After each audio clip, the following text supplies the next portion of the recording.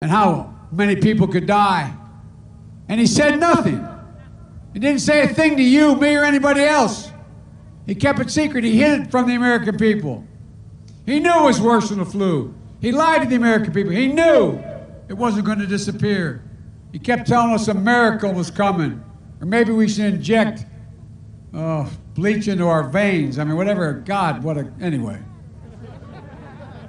And just Friday, this past Friday, he had the gall to suggest that the American doctors and nurses who are literally risking their lives to save lives on the front line of this crisis for 9 months, that he suggested that these folks, know what he said they're doing? He said doctors are falsely inflating the deaths due to COVID because they want to make more money. Now think about that. The President of the United States of America. But then again, it doesn't surprise me, he wouldn't do anything unless he could make more money. Not a joke. Everything to him is about how do you help yourself? Folks, look. The people of this nation have suffered and sacrificed for 9 months, none more so than our doctors and our frontline healthcare workers. And it's the president questioning their character and their integrity, their commitment to his fellow Americans. The president questioning that? It's a flat disgrace.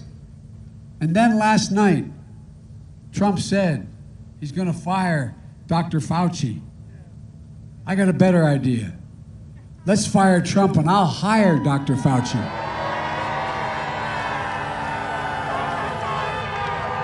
Look, the president has waved the white flag of surrendering this virus.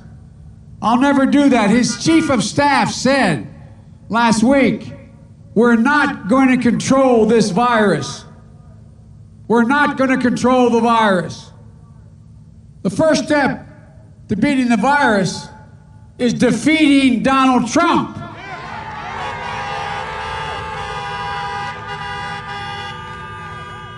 Look, folks, if we didn't know this was happening, and somebody made a movie about this 5 years ago, you'd think it was all crazy. But it's real. It's real what's happening. Donald Trump, by the way, keeps telling us what a great jobs president he has been, how many jobs he's created. Well, I was just with President Obama in Detroit and Flint, Michigan, my buddy. It was great to be with a president with real character, a president respected around the world, a president our kids could look up to. But did you know President Obama and I helped create more jobs in the last 3 years of our administration than Trump did in the first 3 years of his, even before the pandemic hit? Did you know Donald Trump is going to be the first president in 90 years who's going to finish with his 4 years in office with fewer jobs under his leadership than when he started as president? And black unemployment remains too high. Too many black businesses are shuttered for good. Black-owned businesses are shutting down twice as fast as other businesses. And business communities of color have shuttered because they didn't get the help, the money that Congress had passed. Congress passed over $2 trillion. You know the first thing the president did? He fired the inspector general, was supposed to follow where the money went. And guess what? Minority businesses, small businesses, they didn't get the help. It went to the Mar-a-Lago crowd, not a joke. His wealthy friends. He fired the inspector general. You know, he sees the world from Park Avenue. I see it from Scranton. I see it from where I grew up. I see it from here in Pittsburgh. Wall Street didn't build this country. Working people built this country. That's always who built the country, the middle class. And unions built the middle class. Folks, I believe we should be rewarding work, not wealth in this country.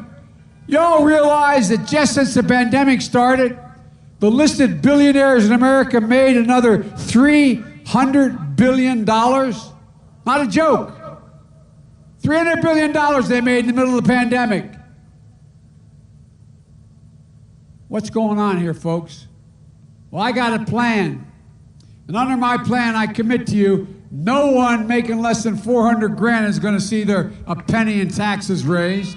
But for a change, the wealthiest and the biggest corporations, 91 of the Fortune 500 companies pay zero in taxes after making billions of dollars. Well, guess what? Under a Biden administration, they're going to start paying their fair share. Why should a firefighter, an educator, a nurse, a steel worker pay a higher tax rate, and this is the God's truth, a higher tax rate than the super wealthy? And by the way, why should you pay more taxes than Donald Trump? I released 23 years of my tax returns. I had the dubious distinction of being listed as the poorest man in Congress for 36 years. And then when I got elected vice president, it said it's probable no man has ever assumed the office of vice president with fewer assets than Joe Biden. I assume they weren't speaking about intellectual assets. It could have been, but who knows? But look, here's my point. Trump, and the only taxes that we've been able to find out through the New York Times, the 1 year he paid $750 in taxes. Trump keeps talking about corruption. When's the last time you heard of a president having a secret bank account in China? Which he did, we just found out, where he paid 50 times more tax in China than he did in the United States. Every time he starts talking about corruption, I say, release your tax return. What in the hell are you hiding? What are you hiding? Not one. Anyway, I won't get into it. Look, we're going to act to protect health care. Trump and the Republicans just jammed through a Supreme Court nomination. You know why they did? To try to destroy the Affordable Care Act. Well, if they get their way, 100 million Americans will lose the protections for pre-existing conditions, including more than 5 million people here in the United States. Here in the state of Pennsylvania. Over 100 million in the United States. Millions of black Americans will be left uninsured and denied health coverage because of pre-existing conditions. And there are more pre-existing conditions in poorer communities than there are in others. Donald Trump thinks health care is a privilege. I think it's a right. Look, I'll not only restore Obamacare, I'll build on it. You can keep your private insurance. If you like it, you can choose Medicare like public option. I'm going to increase subsidies to lower your premiums, deductibles, out-of-pocket expenses, out-of-pocket spending, surprise billing. I'm going to lower prescription drugs by 60%, and that's the truth. But by the way, how are you going to do it, Joe? Because those wealthy people are going to start paying their fair share.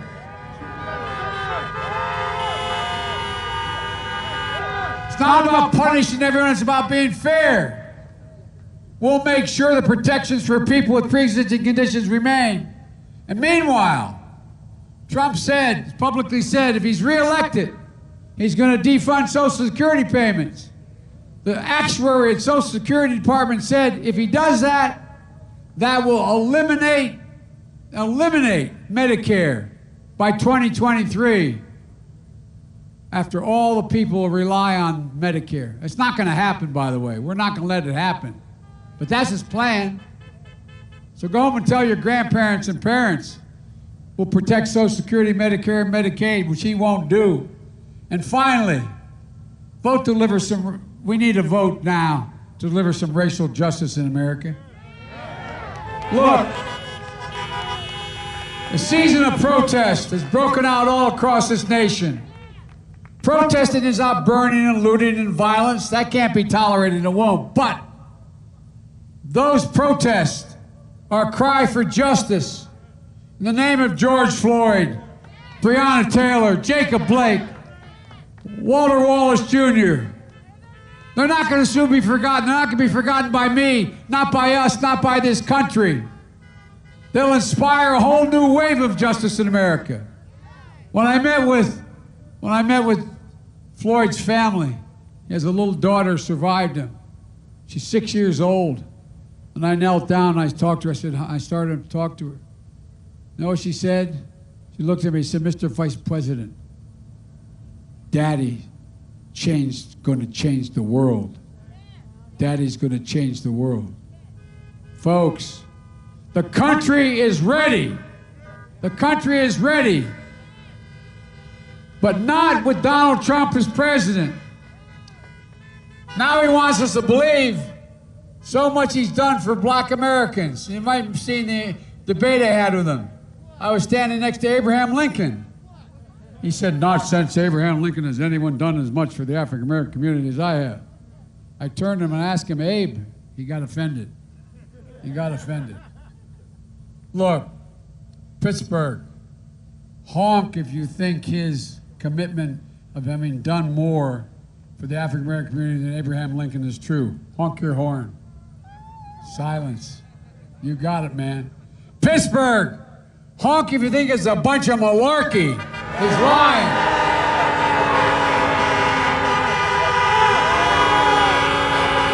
You got it. Look, the truth is Donald Trump has done more to harm black America than any president in modern history. This is the same man who started the birther movement against my buddy Barack Obama. This is the first man, this is the man who, in the first black woman running for vice president, he looks at her and he calls her a monster. Oh yeah, man. And remember on stage with him when I asked about the Proud Boys, that racist group of white supremacists? I said, will you deny them? He turned and he said, I'm going to tell them to stand down and stand by. When in God's name did you ever expect American president to say, who refused to denounce white supremacy, doesn't believe systemic racism is a problem, and won't even say Black Lives Matter? Black Lives Matter. And we're going to work to deliver real police and criminal reform, justice reform. We know what true justice is all about. It's not only about a system, criminal justice system that's fair, but it's about being able to build wealth, jobs, homes, families. Folks, we're in a situation where, think about it, how many people you know working 2 jobs and still being in poverty? We need a national minimum wage of $15 an hour for everybody, period. Honk if you agree with me. Honk if you agree with me, my proposal for first-term home buyers. First-time home buyers, I promise you, are going to get a $15,000 down payment for their first home. Honk for new capital to start businesses, because black entrepreneurs are equally successful as any other entrepreneurs, but they can't get access. That's why Barack and I started a program to give $1.5 billion to local small business associations to lend money. That brought $30 billion off the sideline. Well, I've changed that to $15 billion, and we're going to bring 150 off the sideline. Look, in addition to that, think about this. Education. Education is the key to movement. Well, guess what? They're going to be free college education for state universities when I'm your president. I'm going to triple funding. And by the way, we can afford this, I promise you. I'm going to triple funding for Title I schools so a child can get a good public education no matter what their zip code is. Allowing every 3-, 4-, and 5-year-olds to go to school, not daycare. That increases by 58% the prospects that child will go all the way through 12 years. And honk, if you agree with me, I'm going to invest $70 billion in HBCUs and minority-serving institutions. For real. Institutions so future generations of black students can continue to get the very best education. Folks, Pennsylvania in 2008 and 2012, you placed your trust in Barack and me. Now in 2020, I'm asking for your trust again in me and Kamala. And by the way, she is one smart, bright, tough woman, man. I'm so proud she said yes. Look, I'm running as a proud Democrat, but I will govern as an American president. That's the job of a president, the duty to represent everyone, everyone. And you too have a duty. If you haven't already voted, to vote tomorrow. Make a plan. Get out the vote. Go to iwillvote.com/PA and ask yourself, if Donald Trump is so proud of his record, especially for African Americans, why does he make it so hard for us to vote? And then remember the final words of my good friend and American hero, John Lewis, who recently died.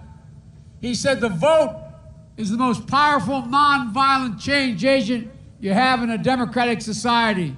You must use it, because if not, it's guaranteed you'll lose it. Folks, please, please. Here's the amazing thing. Here's the amazing thing, folks. It's about this moment in history. On the one hand, we're facing the biggest threat about who we are, what we believe, what we've seen in our lifetimes. But on the other hand, our future has never been more promising. I said it many times. I'm more optimistic about America's future today than I was when I got elected as a 29-year-old kid. And I mean it. Here's why. We're better positioned than any nation in the world to lead the 21st century. Our workers are 3 times as productive as workers in the biggest economies in the world. We have the strongest military in the history of the world. We have the most innovative entrepreneurs. We're virtually energy independent. And we have more research universities out of which every major change comes than the entire rest of the world combined. No other nation can match us. We lead by the power of our example, not just the example of our power. We're a laughingstock around the world right now. The only thing that can tear America apart is America itself. And that's exactly what Donald Trump has been doing from the beginning of this campaign. He knows the only way he can win is divide America, pit us against one another, based on race, ethnicity, national origin, religion. That's wrong. It's not who we are. Everybody knows who Donald Trump is. Let's show them who we are. We choose hope over fear. We choose unity over division. We choose science over fiction. And yes, we choose truth over lies. Folks, it's time to stand up and take back this democracy. We can do this. We're better than we've been. We can be our best when we're the United States of America. God bless you all, and may God protect our troops. Go vote. We can get this done. I promise you.